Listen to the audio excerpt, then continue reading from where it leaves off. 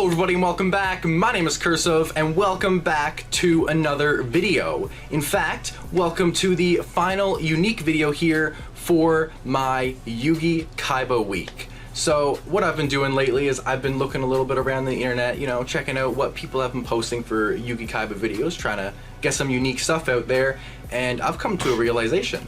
I cannot find a single Yugi-Kaiba tier list on the internet anywhere. But as you guys can tell, I am joined today by the one and only YugiNoNo because there was no one else better to have here for a Yugi-Kaiba video.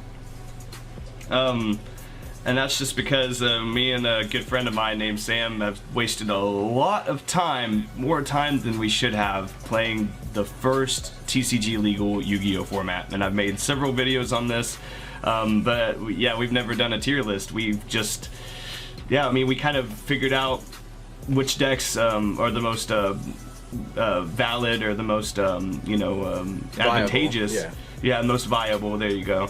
But we haven't sat there and ranked them, and we figured out other decks that are possible in the formats, but we've never really played them because we just know, without even playing them, just by looking at them, it doesn't function well against the top tier decks on paper. So yeah, exactly.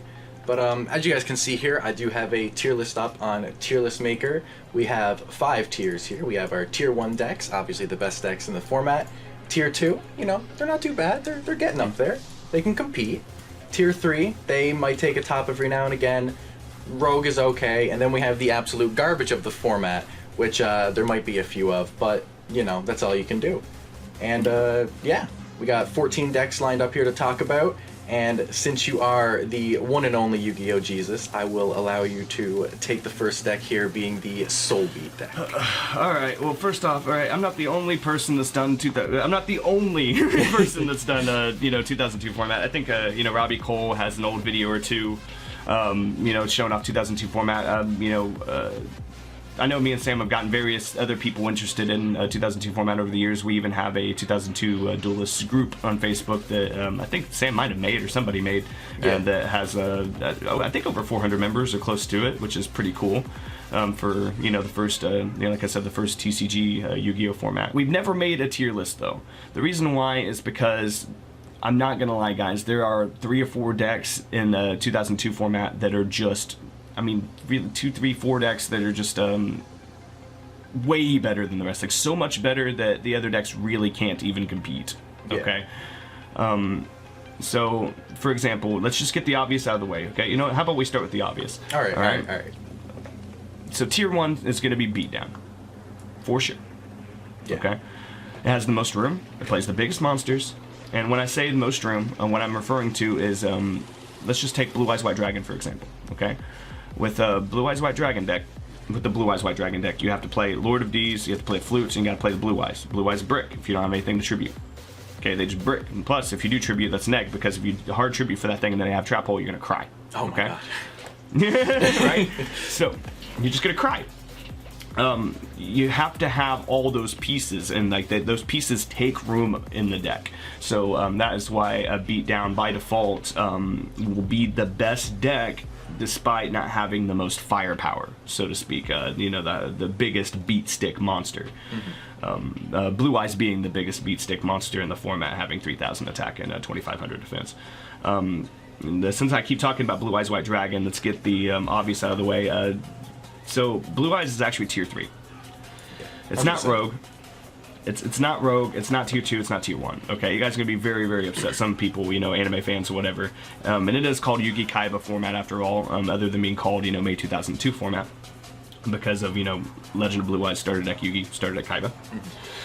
Being the only legal sets. But even though Blue Eyes isn't as consistent as the Beatdown deck, what it has going for it is that there's not anything that gets special summons in 2002 format. So if you like flute out 2 Blue Eyes White Dragons, That's pretty good. Like I said, if you have to hard tribute for a Blue Eyes that gets Trap Hold, you're going to cry, but Flute is a special summon. There's not anything that gets special summons in 2002 format, so if you have the 2-3,000s on the board, you're looking pretty good. You're looking pretty good. So a couple of things that Blue Eyes have going for it, though, are the fact that if you do, like I was talking about earlier, hard tribute for a Blue Eyes White Dragon, but have Lord of D up, you don't have to worry about Trap Hold, because Lord of D prevents dragons from being targeted, okay?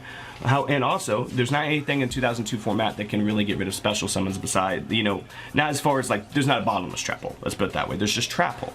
So you have Maneater Bug, Raigeki, and Dark Hole, and Fissure and stuff to get rid of Blue Eyes. In other words, you have to have those right then and there, or that Blue Eyes is going to keep digging into you, though. You have to have certain outs. I mean, you could bounce Blue Eyes back to hand with, like, you know, Wall of Illusion and stuff. It's not completely unbalanced, but just know that Blue Eyes being dropped on the board at the right time can win games, just like Summon Skull, that one of Summon Skull can in a beatdown deck. It just happens. Yeah, 100%. Blue Eyes does have some things going for it, but like it's only good if it's only at its best and really good if you have the Lord of D, if you have the Flute, and if you have the Blue Eyes White Dragon. And those are a lot of ifs there. And if you don't have any of those, it's just a really, really, really bricky deck.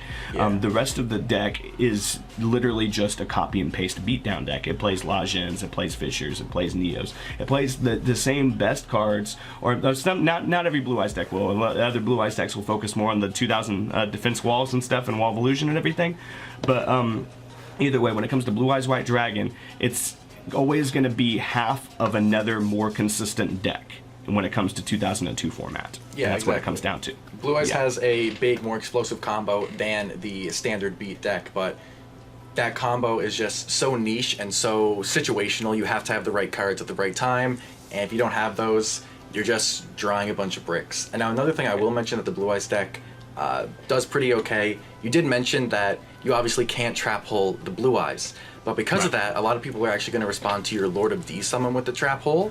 And even if you don't have combo, you can genuinely bait their Trap Hole by just summoning a dead Lord of D in your hand, because they're going to assume this guy's going to pop off on me here, and in reality you might have nothing. You might have no other cards for the combo, but they don't want that right now because they might die, and they're going to Trap Hole that Lord of D, so it can be very useful there.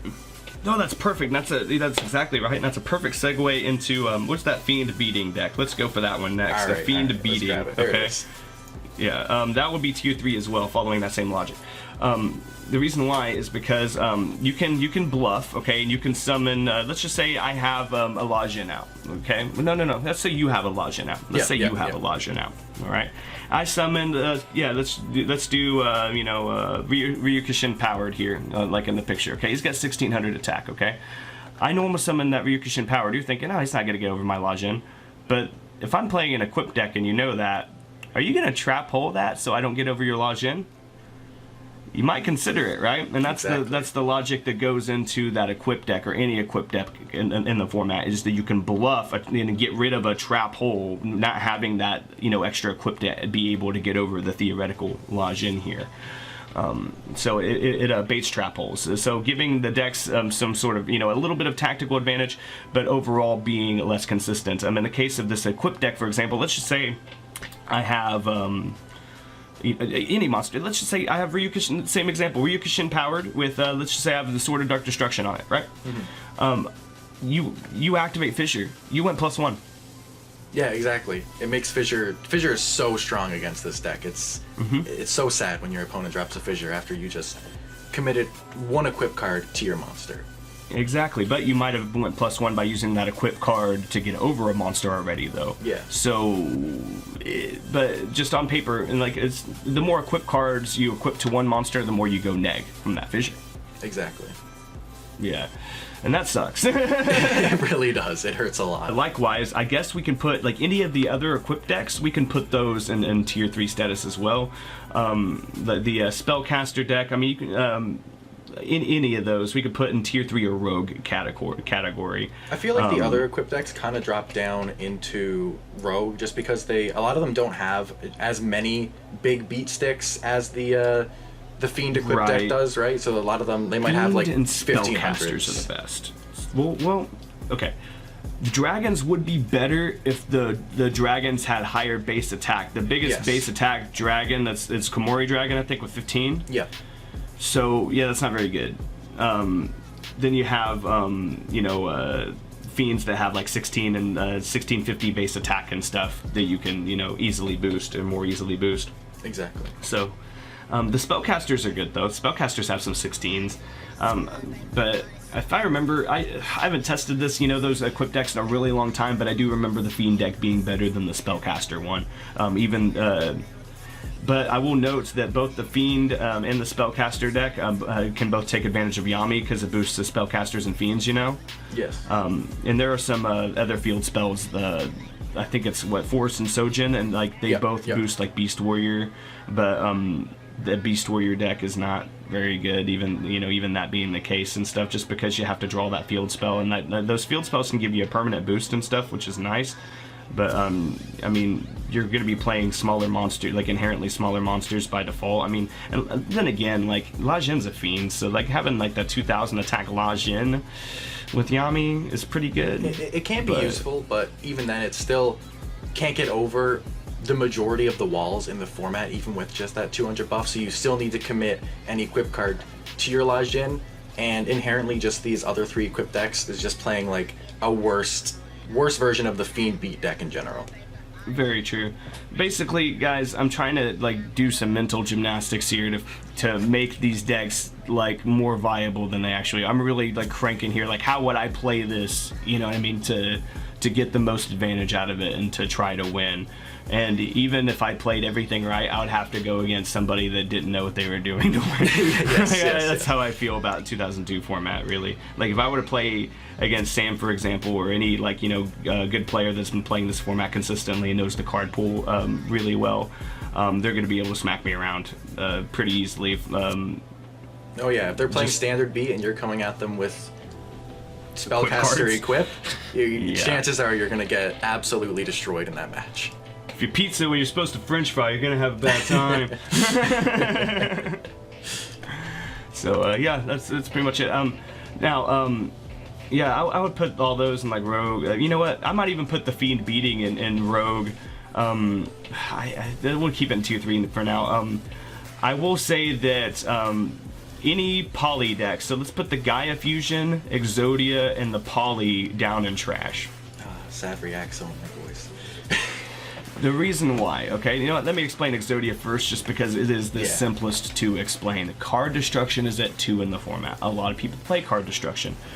There's not anything that gets cards back from your graveyard, not to your hand anyways, in 2002 format. No, yeah, you have to jump through a lot of loops and a lot of hoops and hope that your opponent has a wall of illusion on the field to get an Exodia piece back to your hand. Exactly. So Exodia is probably the worst, most non-viable deck in 2002 format, just because you're taking up 5 slots in your deck with bad monster pieces. Yes. You'd have to open up with Exodia every time. You'd have to open up with it to win, and that sucks. That really sucks because I like Exodia. Yeah, I mean, even without card destruction, Exodia is still an absolutely terrible deck in the format. Just 5 bricks. If you don't have Exodia, alright, well, good game. And the only deck thing you have is obviously Pot of Greed, card destruction, and Last Will, which that's not very much. That's not much deck thinning. It's so hard to actually get your Exodia pieces. And then having everybody playing card destruction in the format, you're never getting Exodia off. If you do, props to you. But probably the most unviable deck in the format. For sure. As is any polymerization deck that's not Metal Dragon. Okay, the reason why is because if you look at the stats, just go look at the stats of any fusion monster that's not Metal Dragon or Gaia. If you're gonna hard fuse, you're gonna go -2 from 15. Okay. There is Flower Wolf and Flame Swordsman, they're 1800s, but why go for them when there's Metal Dragon that's 1850? Another huge thing about Metal Dragon, summoning it, this was mentioned with the Blue Eyes deck, you cannot respond with Trap Hole. It's going to be a special summon. Yes, using Poly is going to be a big neg, but you're going to use it when you're in a good situation anyway, and some special summoning in 1850 is very, very powerful. Metal Dragon only has 1700 defense, so you have 17. to keep it in attack Yeah, too. yeah. It becomes your main beater. And Gaia Dragon would be the main beater in the Gaia deck, but that deck is trash. I mean, Curse of Dragon's not that bad of a card because it's a 1 tribute 2000 attack, which is, I mean, it's not as good as Judge Man, not as good as Summon Skull, but still gets over Lajin, right? You can still Soul Exchange with it. Gaia Dragon Champions 2300 for 2 tribs. That's bad. 2 tribs, you can get Blue Eyes. Exactly. Way better. You get 3000 attack. Yeah, summon a 2 monster tributes weaker you can than Summon Skull for 2 tributes isn't an optimal play at all. Right, so it's pretty bricky. It's pretty bricky. At least with the Metal Dragon deck, the pieces that make Metal Dragon are more useful than the pieces that make the Gaia the Dragon Champion, Exactly. and that's why the Metal Dragon deck is a better deck. So I would put that in like tier 3. I've seen there's actually a deck profile on the Team Profiler channel with this guy. Sam was, I mean, he was like convinced and telling me up and down. He's like, dude, this kid figured out like a crazy way to play this deck. Like when he got there, like I'll never forget when he dueled that kid and told me about it. He's like, dude, he kicked my ass. He goes, dude, I think he told me he 3-0'd me. Not 2-0'd me. I think he said he 3-0'd me. That's crazy. Yeah, playing Metal Dragon, and that's when I was like, okay, that's legit. That's legit. Because me and Sam, when we play for cards, we play 2002 format. Like when we when we bet, you know what I mean, and play for cards, we don't play like, sacky trash. We play like good poker Yu-Gi-Oh for it's higher stakes that way, in my opinion. Yeah, I would agree. I actually want to mention one more thing about the Metal Dragon deck, and that's obviously one of the tributes is, I think it's Steel Ogre Grotto number 2, maybe, or number 1, one of them. Anyway, it's a single tribute. It's 1800 defense, so it kind of goes well with the. It kind of works similar to the, I guess, like Soul Stall deck that we have in the format, where you can tribute your opponent's monsters, summon a big wall, and they struggle to get over it. And I believe the deck list that Sam had on the Bropire channel, the guy was also playing Reaper in that deck as a potential other tribute to throw off your opponent for the Soul Exchange. Yes, he was. He was using Soul Exchange to get rid of any face downs like Maneater Bug, anything that could be a threat.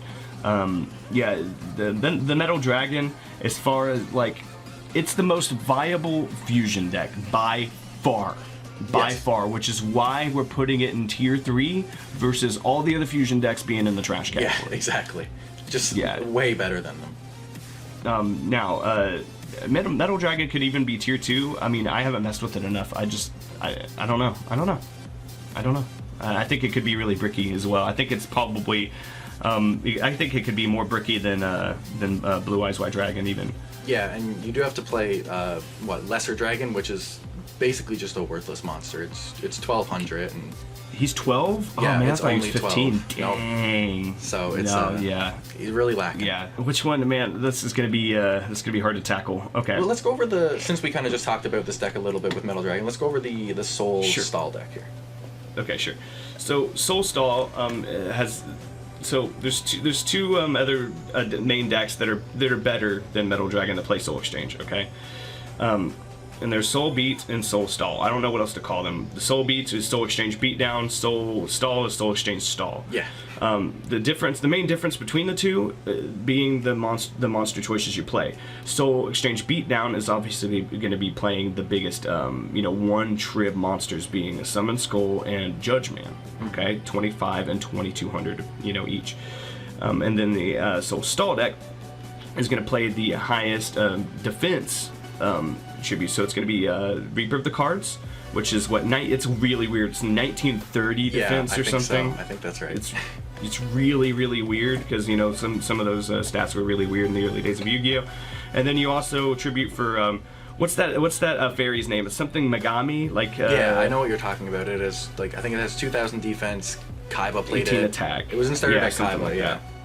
You tribute for that and stuff. So the idea is to play a more stall burn strategy, 2000 defense, monster strategy, but also have Soul Exchange to, tribute your opponent's monsters for more defense. And there's different ways to go about it. You can play burn cards with that, kind of similar to a more, a stall burn deck, which I don't think we've talked about yet, but we will. No. Or you can play more offensive cards like a beatdown deck like Lajins and stuff like that. Exactly. And where this helps too a lot more than the regular stall burn decks is that obviously those decks are going to have they're not going to like to see a card like Maneater Bug. I mean, no deck does. But this stall version has a very easy out to Maneater with Soul Exchange. And beyond just that, you don't care the Soul Exchange says, hey, you have no battle phase this turn because you're setting your tribute summons anyway. Right.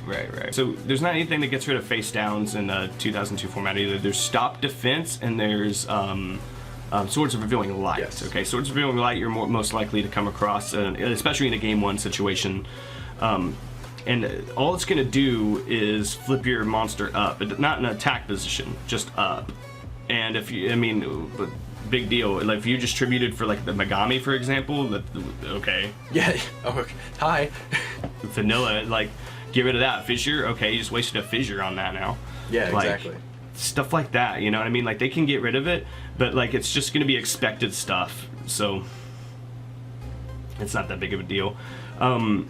Everything in this format's expected because, it's so simple. It's so great about it. I know. But yeah, so where would you put this deck personally? Honestly, I think the deck is really strong. I feel like it's a tier 2. It's tier 2, tier 1, yeah. Yeah. Let's put you know what?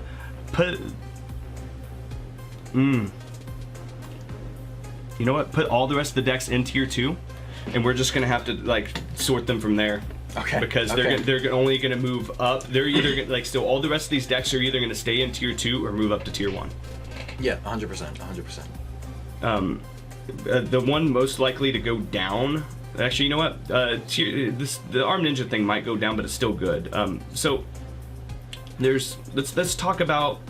We were talking about Soul Beat. So let's talk about Soul Beat. So there's like I was saying, Soul Beats is more of a beatdown deck. Okay, it's the same strategy as Soul Stall. Okay, like where we're talking about Megami and like Reaper of the Cards and to tribute to use with Soul Exchange to tribute set.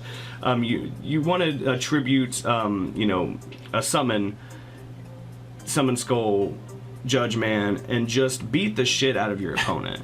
That's really all you do. Like with Summon Skull, and Judge Man, you don't care if what they set. You don't care. You want it to be a wall of illusion that they set. Give me my Summon Skull back, and that shit is gone. Yeah. You know what I mean? Like that is what makes the deck good. You fear Maneater Bug. You fear Fissure. You know what I mean? Like.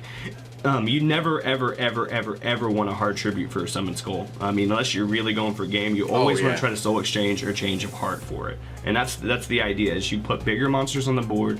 The Lajins can't get past it, not even with reinforcements. A Lajin with reinforcements can get over a Judge Man, but not Summon Skull. Exactly, so, yeah. You're just dropping your opponent's monsters. Any monster your opponent has, gone. Unless they have Lord of D comboed with a Blue Eyes. You obviously can't out with the Blue Eyes. But besides that scenario, any monster your opponent has, you tribute that off, and you summon the biggest single tribute beat stick in the game. What do they do now? They need an out to that. They have to answer that in some way. They might have to blow a board wipe as a 1-for-1 because they might not have another out to your Judge Man or to your Summon Skull. And outing set monsters is so huge. So huge. Right. And with that logic, I would put Soul Beat in the tier 1 category. Yeah, I definitely think it could definitely end up in tier 1 as well. Not as good as Standard Beat because it does have the ability to still potentially brick. So it's slightly less. It's got more firepower, but more a tendency to brick. And here's the thing, okay? Soul Beat and Soul Stall will have a better matchup against your Burn Stall decks inherently than your Standard Beat, okay? Which does give them a little bit of an edge. And in my opinion, they have a little bit of an advantage just because of Soul Exchange. Having those 3 extra cards, because if you're playing Standard Beat against a Stall Burn, okay, like all these 2,000 booties, Giant Soldier of Stone, Aquamador, Spirit of the Heart, Mystical Elf, you have reinforcements, you have Fissure, you have Dark Hole, and you have Raigeki. With Soul Beat, Soul Stall, they have the extra Soul Exchange as well to get rid of those. Yeah. the 2000 booties can be a pain, okay? Especially, and then Soul Beat, especially like I was explaining earlier, like they have an advantage with Summon Skull too, because that 25 or that Judge Man 22 is going to consistently get over Giant Soldier Stone every single time. Exactly. You know what I mean? And if they're playing a bad card like Castle Walls to like keep that alive, they went neg. You know what I'm saying? Like just you get what I mean. No, like, yeah. I mean, if they keep the wall, but they still went neg 1 off of the exchange, well, you're still gaining just as much advantage over them as you would have if you killed the monster. And they might have done that if they had a fissure, that you know what I mean, and exactly. that they're using next turn. But like, gosh, then that's so bad. You're in a winning position, and that leads us to stall burn. Okay, stall burn. It's a very, very simple idea. You play all the big 2K booty monsters. You let your opponent attack into you, take the 200, 300, damages here and there, or the 150s off the Wall of Illusion, stuff like that. And you also play all the good burn cards. Final Flame, Sparks is the worst one. Yeah, so it took 200 damage. Ukazi's the best one. Ukazi's the best because it's 800. You play Just Desserts. Yeah, Just Desserts can be amazing. Stuff like that. Like, let them change of heart your monster and then Just Desserts them. Let them change of heart your monster, summon another monster, and then Just Desserts them for game. Yeah, and Just Desserts, too, it can be such a punish against the Blue Eyes deck. They drop 3 monsters on the board, that's 1500 burn right there. Yeah, so stall burn, I'm going to keep in tier 2 just because it does get torn up by Fissure and stuff, and just because the burn cards can brick. You can draw like 2 of your Ukazis and like a Final Flame and like a monster or 2, and that hand sucks. You want to like see a lot of monsters and like slow game your opponent and like play less of the spells that burn. But here's the thing. Since that's the case, if your opponent figures out that you're playing like all these 2K booties, they're just gonna stop attacking you. That's what I do. As soon as I figure out my opponent's playing like those walls, I stop attacking them. No, yeah, exactly. And then if they're a bad player and they just keep saying more monsters, you're not gonna get past my 2K, I go, all right. Oh yeah, I don't want to. I'm just gonna wait yeah. until I draw Raigeki and I'm gonna win. There are ways to beat that deck. Okay. It's still a good deck, and it'll depend on the player. How good it is, but yeah, it's tier 2. The Arm Ninja deck is probably, like I said, the one most likely to go down to tier 3, but it has the same idea as the Stall Burn, except with the added, the added utility or the added tech of Arm Ninja and maybe some other flips. Maybe more Trap Masters. Maybe if you're not playing Trap Master, maybe they'll play Trap Master or something. No, I think you max out on both, especially since you can combo with one with the other. If you flip a Trap Master, you dispel. Well, now you have a valid Arm Ninja target right there. Right. Like, this is one of those decks where like Sam built it, and like we knew that it is a possible deck. It was a possible deck, but I didn't really test it out a whole lot. It was good, and here's why it's good. Okay, once again, card destruction. So just like with the Exodia pieces, okay, why Exodia is bad is because of card destruction, but why Arm Ninja is good is because of card destruction. Okay, exactly. Because everybody, like, if you don't want to lose your power spells, Raigeki, Dark Hole, Monster Reborn, etc., you set them in 2002 format. You set everything in 2002 format. Good players know that. Good players will play Arm Ninja and get your Monster Reborn, your Raigeki, your Dark Hole, your Fissure, etc. before you can activate it. And that's the idea. Now, Arm Ninja also sucks because it's like, I think, 300 attack. Yes. So, very, very garbage stats. But it's being able to out any of those like super powerful spells, like outing swords, outing. That's another thing too. They activate swords. You have a set Arm Ninja. You immediately out that sword. You immediately respond to that. That is good. And if they swords you when they were in a losing position, you're probably going to win if you have the ninja. Just like if you have the dispel in that moment. But that's ifs. I would rather, like, when it comes to Swords of Revealing Light, like, most of the time in 2002 format, you're just gonna have to eat it, and it sucks when you're in a winning position and you know you're about to win and they sword you, but just know you're still probably gonna win anyways. And life points as a resource is very important in 2002 format. Yes. Spend your life points. Spend them. Yeah, spend them. I've beat Sam with like 500 life points left and stuff, okay? And he started maining Ukazi because of that, like one copy of Ukazi. I'm not kidding. I would just consistently beat him with like 1,000 life or like 200 life, 500, just stupid crap left. And he just started maining Ukazi, like one copy. And dude, I swear, when he started doing that, I started losing. because it would just be like with mind games between us, and it would be really a really tight game and advantage and everything, and you just do Kazi's and me for game. So. So there's some good mind games and stuff in 2002 format. The burn cards are strong, like I was just mentioning. Ukazi's even strong, and as a tech card in other decks. Yeah. Just like a D-Spell can be a good tech card, because not only do you have a guaranteed target with Swords of Revealing Light, but like we've been talking about, people set their spells in 2002 format, so you can blind D-Spell somebody and possibly get something. If you hit a trap hole, yeah, that sucks, but at least you know they have trap hole. It's knowledge, but knowledge is still good. Yeah, D-Spell's a really good card, and that's another thing, dude. We can make another video if we wanted to, just like underrated cards in 2002 format. Yes, exactly. But I would say, this is pretty. I would say this is pretty spot on for the tier list. Technically, you could argue like the Fiend beating deck might be just as strong as the Spellcaster deck, and vice versa. Yeah. Because the equips. And like, there's definitely some of these decks that might be able to move like down a slot or maybe up a slot. That's true, but for the most part, I feel like this is a very, very valid tier list, and easily the two best decks in the format are the Standard Beat and the Soul Beat. Actually, I don't know if you've done this yourself or if you've noticed this, but a lot of people that play these decks in tournaments and stuff will actually smokescreen into one another. So if they go up against Stall and they're playing Standard Beat, well, let's completely side into Soul Beat now, because that's the answer. Yeah, I know what you're talking about. We've tested that before, where we're maining like Soldier of Stone and like a Mystical Elf and stuff, and we're siding Lajins and Neos, or vice versa. Yeah, exactly. Mm-hmm. It's very, very powerful. Both these decks, definitely best decks in the format easily. And that should tell you something about not only like the how small the card pool is, but how important stats are. And that like this format is more about stat importance, even down to the equip cards and reading like the field spells and stuff. And stats, like what a monster is, what typing and stuff is very, very important in 2002 format and in GOAT format versus like newer formats, I feel like. Yeah, no, this format's amazing. I love it's so back and forth. It's so resource oriented. It's 1-for-1 oriented. You try to go plus as often as you can. Very rarely you do, but yeah, amazing format. And yeah, Raigeki and Dark Hole are the best spells in 2002 format because they're guaranteed plus cards if you know what you're doing. And then Change of Heart is only a plus card if they have two monsters and you smack one into the other, or if you take a flip effect. Right. Yeah. Exactly, stuff like that. But Change of Heart's definitely like the weakest of like the Power 5, in my opinion. I agree.